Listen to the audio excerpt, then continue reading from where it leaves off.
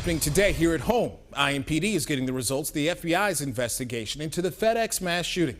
Chief Randall Taylor tells us they expect to discuss whether bias or hate played a role in the April mass murder at the facility. Now, we know that 4 of the 8 victims of the mass shooting were members of the Sikh community.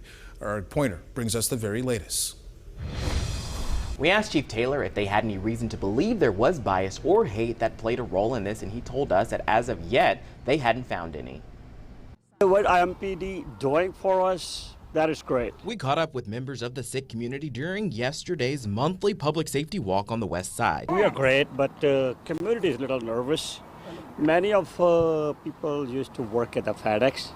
They did quit. Members of the community we spoke with also tell us they don't believe they were targeted. We believe we were not picked in there, because there's all kind of people died. Chief Taylor, Mayor Joe Hogsett, and other officers wanted to express their support to this community. Obviously, we also want to show solidarity to the Sikh community since they were disproportionately affected by the tragic and senseless violence. This comes as President Biden has announced efforts to combat violent and gun crimes, like what happened at the FedEx location. I'm very encouraged that the president is taking a leadership role in terms of getting the guns out of hands of people who have no legal business or no legal right to possess them. Efforts that Mayor Hogsett say will directly impact us here in Indianapolis. The city is set to get $420 million from the federal government from the American Rescue Plan. If I have anything to say about it, there's going to be a significantly greater investment,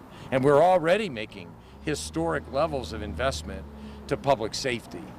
Because there is no more important issue facing not just Indianapolis, frankly, but the country as a whole than gun violence today.